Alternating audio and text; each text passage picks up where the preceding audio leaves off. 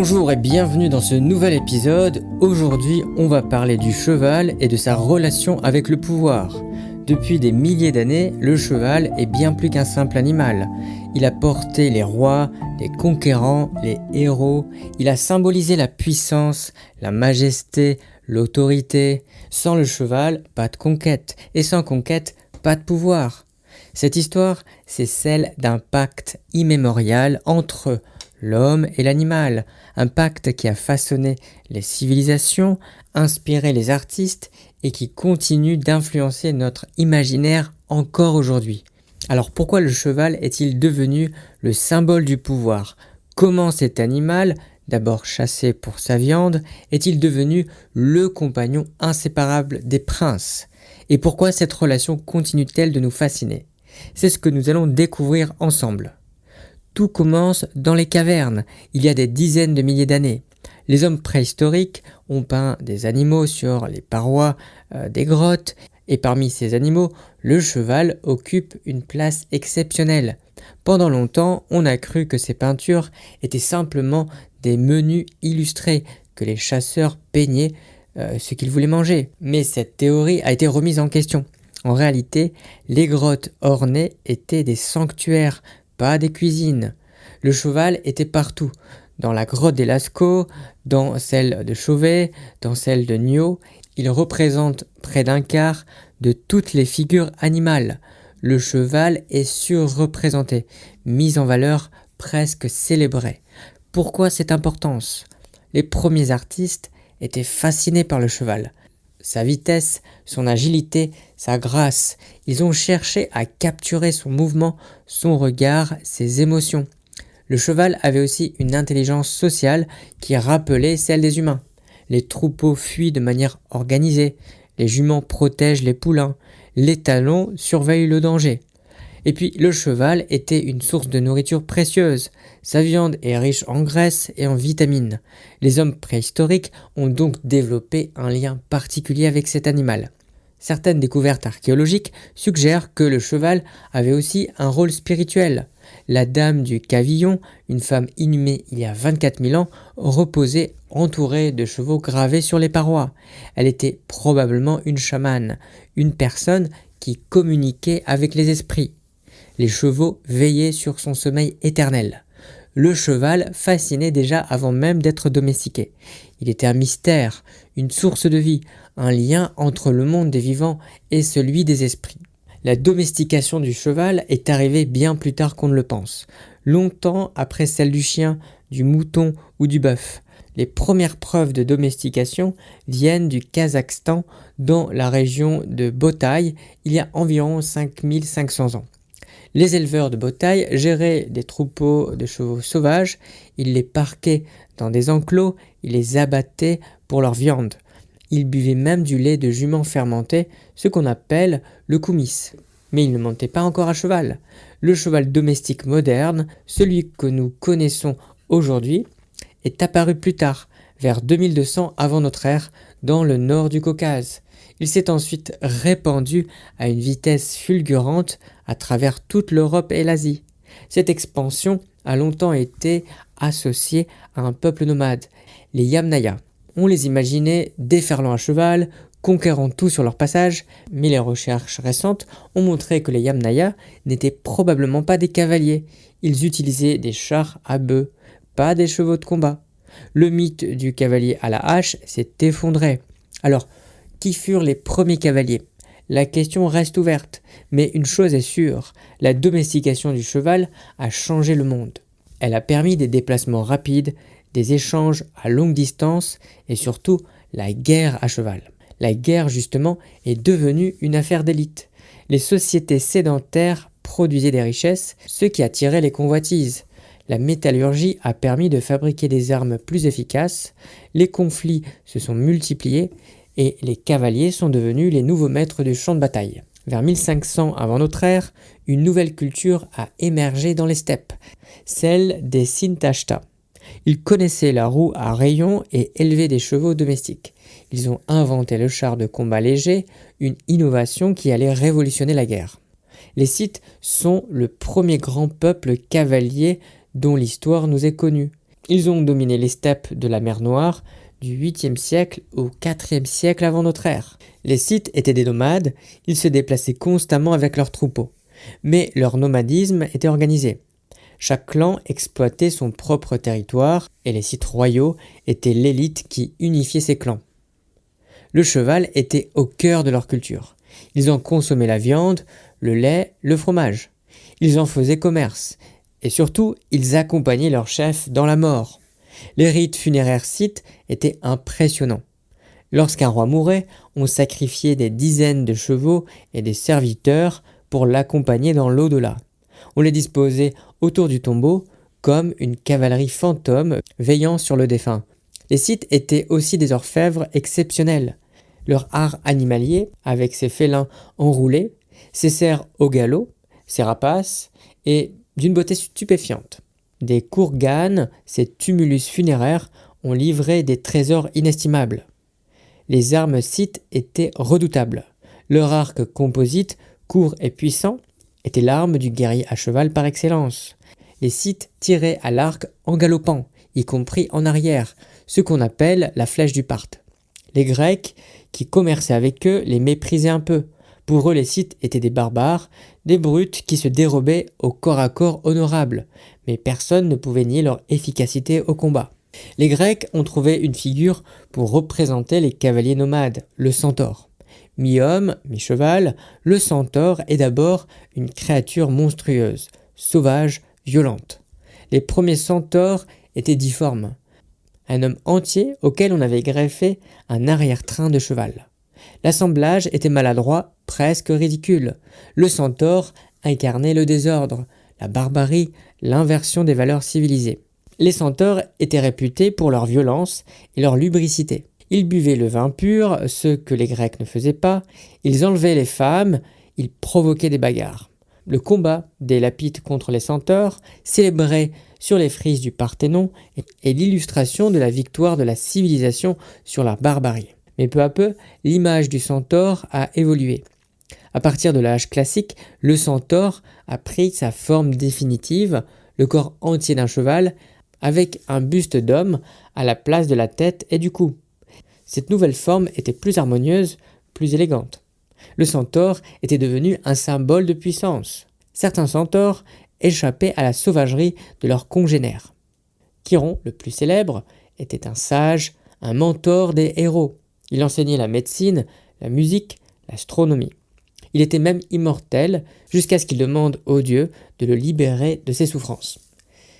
Xénophon, un stratège et écrivain grec, a formulé l'idée que le centaure représentait l'idéal du combattant. Le centaure combine l'intelligence d'un homme avec la vitesse et la force d'un cheval. C'est la formule magique du pouvoir, être partout à la fois, tout voir, tout prévoir. Machiavel, bien plus tard, a repris cette idée. Le prince doit savoir agir à la fois en homme et en bête. Il doit être un centaure. Combattre, c'est régner. Et le cheval est l'instrument de ce pouvoir. La maîtrise du cheval confère au cavalier un statut particulier. Dans les sociétés anciennes, monter à cheval, c'est combattre. Et combattre bien, c'est régner. Dans la Grèce antique, les hypeis, les cavaliers, étaient des citoyens riches. Ils devaient posséder un domaine important pour pouvoir s'équiper. À Rome, les équites formaient un ordre social distinct entre le peuple et les sénateurs. Mais dans l'Antiquité, la cavalerie était souvent cantonnée à des missions secondaires, reconnaissance, harcèlement. Les phalanges grecques et les légions romaines restaient les reines des champs de bataille. La véritable chevalerie est apparue plus tard au Moyen Âge. Après la chute de l'Empire romain, l'Europe a connu un émiettement politique. Les royaumes se sont fragmentés en une multitude de fiefs. Chaque seigneur avait besoin de soldats pour défendre son territoire. Et ces soldats, c'étaient des cavaliers. Le chevalier médiéval était avant tout un homme de guerre. Il devait posséder un cheval de combat, qu'on appelle un destrier, une armure et des armes. Tout cela coûtait très cher. Seuls les plus riches pouvaient être chevaliers. La relation entre le chevalier et son seigneur était fondée sur la parole donnée, l'hommage. Le vassal recevait un fief en échange d'un service militaire. Cette relation personnelle et non institutionnelle est la base de la société féodale. La chevalerie s'est peu à peu fermée. Elle s'est confondue avec la noblesse. Être chevalier, c'était appartenir à une élite.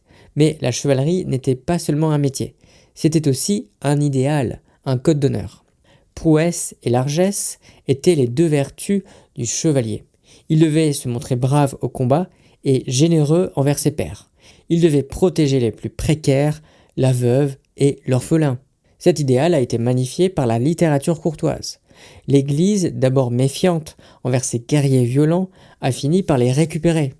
La paix de Dieu puis la trêve de Dieu ont tenté de limiter les exactions des chevaliers. Et les croisades ont offert une guerre sainte, une guerre juste, à ces hommes qui ne savaient plus où combattre. Le chevalier est devenu un soldat du Christ. Son adoubement, autrefois un rite purement laïque, s'est sacralisé. Le chevalier servait Dieu, le roi et son seigneur. L'idéal chevaleresque, même après la disparition de la chevalerie comme institution, a continué d'influencer la culture européenne. L'Église n'aimait pas beaucoup le cheval. Elle le soupçonnait de luxure, de paganisme, de vanité. Mais elle avait besoin des chevaliers pour ses guerres saintes. Alors elle a intégré le cheval dans son iconographie. Au XIe siècle, on a commencé à représenter des cavaliers victorieux sur les tympans des églises. Ces cavaliers étaient des saints, des héros chrétiens qui combattaient les infidèles. Saint Jacques le Majeur, par exemple, est devenu le matamor, le tueur de morts. Le Christ lui-même a été représenté à cheval dans la crypte de la cathédrale d'Auxerre. C'est le Christ de l'Apocalypse, le juge vengeur qui combat avec justice. Mais ce Christ ne galope pas. Il va l'amble, une allure paisible. Il porte le pouvoir, il ne le conquiert pas. Le cavalier victorieux est devenu un motif récurrent de l'art roman. Il représente la victoire du bien sur le mal, de la foi sur l'hérésie. Il exprime aussi la puissance temporelle de l'Église et des rois.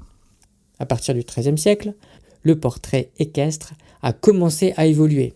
Les artistes ont cherché à individualiser les visages. Le cavalier de Bamberg, un chef-d'œuvre de la sculpture médiévale, montre un homme aux traits précis, à l'expression douce et inquiète à la fois. Le portrait équestre est devenu un genre à part entière. Il célèbre le héros, le chef, le prince. Le cheval n'est plus seulement un trône mouvant. Il est le peuple que le prince maîtrise. Il est le double du cavalier, son reflet muet.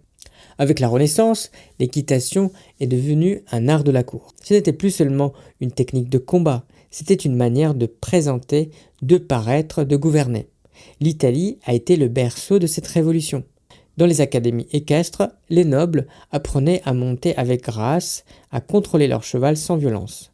Des écuyers comme Federico Grisone, César Fiacci ou Giambattista Pignatelli ont écrit des traités qui ont fait autorité dans toute l'Europe. Ces nouvelles méthodes privilégiaient la douceur et l'intelligence plutôt que la force brute. On ne devait pas brutaliser le cheval, mais le comprendre, le convaincre. Cette approche était une métaphore du juste gouvernement des peuples. Un bon prince gouverne ses sujets comme un bon cavalier monte son cheval, avec tact, mesure et autorité. Le plus célèbre des écuyers français, Antoine de Pluvinel, a enseigné l'équitation au jeune Louis XIII. Il a fondé une académie qui dispensait des cours d'équitation, de danse, de mathématiques, de dessin. Il voulait former des hommes complets, des courtisans accomplis. Le traité de Pluvinel, l'instruction du roi en l'exercice de monter à cheval, est un dialogue entre le maître écuyer et le jeune roi. Pluvinel y explique comment dresser un cheval par des voies douces. Et il fait le parallèle avec le gouvernement des hommes. Si l'on sait mener un cheval avec discernement, on saura gouverner un royaume. Cette métaphore a été reprise par tous les traités d'équitation de l'âge classique. L'art de monter est assimilé à l'art de régner. Le prince à cheval est l'image du prince en majesté.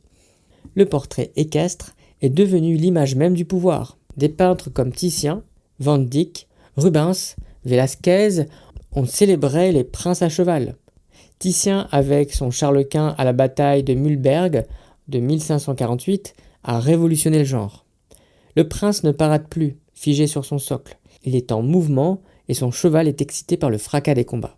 Le prince maîtrise ce cheval peuple, il le guide, il le dompte. Velázquez, dans son Philippe IV à cheval, va plus loin. Le roi en armure mais coiffé d'un chapeau exécute une parfaite paissade. Son cheval est calme, obéissant, confiant. Le roi est un écuyer, pas un guerrier. Il gouverne par la maîtrise de soi et des autres. Sébastien Bourdon, avec son portrait de Christine de Suède, pousse la métaphore à son paroxysme. La reine en Amazone exécute une levade. Elle ne tient pas d'armes, mais une chambrière, une badine de dressage. Son cheval est calme et obéissant. Il est le peuple qu'elle guide vers la vraie foi. Le portrait équestre n'est pas seulement une image. L'effigie du roi est le roi. On ne doit pas lui tourner le dos, on doit se découvrir à son passage. Le cheval du roi est le roi lui-même. Cette transsubstantation séculière, cette croyance que l'image incarne le modèle, a duré jusqu'à la Révolution. Le cheval est devenu un double du cavalier. Son regard, insistant, scrutateur, interroge le spectateur. Le cheval est muet comme le peuple, mais il est pur, innocent, fidèle. Il incarne la partie divine du prince. La guerre et l'industrie ont consolidé le trône du cheval à l'aube de la modernité. La cavalerie n'a pas disparu avec l'apparition des armes à feu, elle s'est adaptée. Les Prussiens de Frédéric II ont réinventé la charge de cavalerie. Ils chargeaient au galop, en ligne serrée, en exploitant le relief. Cette tactique a fait merveille à Rosbach en 1757. Napoléon l'a reprise et amplifiée. Ses cuirassés massifs et disciplinés ont décidé de plusieurs batailles. Mais la guerre moderne, c'est aussi la guerre d'usure. Les pertes en chevaux étaient colossales. Rien que pour la campagne de Russie en 1812, les 150 000 chevaux engagés sont presque tous morts. Fournir des chevaux aux armées est devenu une affaire d'État. Les souverains ont créé des haras nationaux. Henri VIII en Angleterre, puis Louis XIV en France, ont encouragé l'élevage de chevaux de guerre. Mais le conflit d'intérêts entre les éleveurs, l'armée et l'aristocratie ont souvent compromis ces politiques. À la fin du XIXe siècle, la cavalerie française alignait encore 91 000 cavaliers et 100 000 chevaux. Les cuirassiers chargeaient toujours en haie, étrier contre étrier, comme au temps des croisades. Cette cécité tactique a coûté cher en 1914. Le cheval a aussi conquis la ville. Au XIXe siècle, il était partout. Il tirait les omnibus, les fiacres, les camions de pompiers. Il transportait les marchandises, les lettres, les passagers. Londres et Paris étaient submergés par le crottin. La belle époque a été l'apogée du cheval. On paradait en voiture au bois de Boulogne, au Mall de Londres, au Ring de Vienne. Les écuries étaient aussi importantes que les salons. Acheter un cheval était une affaire qu'on consultait entre amis. Mais la souffrance animale était immense. Les chevaux étaient surmenés, mal nourris, battus. Des associations de protection des animaux ont vu le jour. La loi Grammont, en 1850, punissait les mauvais traitements. La Grande Guerre a balayé cette civilisation équestre. En 1913, les derniers omnibus hippomobiles ont été retirés de Paris. Le cheval a été remplacé par l'automobile, le camion, le train. Une culture millénaire s'est effondrée en quelques années. Aujourd'hui, l'équitation est un loisir. Les petites filles en kawaii pensent des poneys dans les centres équestres. Le cheval est devenu un animal de compagnie. Mais le mythe a la vie dure. L'image du cavalier toisant son environnement, dominant la plèbe, persiste. L'équitation est encore perçue comme un sport de privilégiés. En 2021, une polémique a éclaté en France. Un artiste avait suspendu le squelette de Marengo, le cheval préféré de Napoléon, au-dessus du tombeau de l'empereur. Certains ont crié au sacrilège, mais personne n'a contesté la proximité du cheval avec le souverain. Car au fond de nous, cette proximité nous paraît légitime. Que restera-t-il demain de cette relation immémoriale ? Les animalistes veulent libérer les chevaux, leur trouver un pré où ils feraient ce qu'ils veulent. Mais sans l'homme, le cheval domestique n'a pas d'avenir. Le cheval a toujours été le reflet des évolutions de l'humanité. Aliment de choix, moteur des migrations, arme de la victoire, attribut des chefs. Aujourd'hui, il distrait une société de loisirs. C'est un miroir. Mais le cheval est aussi un partenaire. Il apprend vite par le jeu. Il apprécie la société des hommes. L'équitation est un dialogue, une fusion consentie. Cette fusion procède d'un long effort d'observation et de compréhension. C'est ce que Léon Battista Alberti, au XVe siècle, appelait déjà un pacte d'amitié. Un pacte qui nous lie à l'animal depuis la nuit des temps et qui continuera peut-être à nous fasciner encore longtemps. Le cheval a porté le pouvoir pendant des millénaires.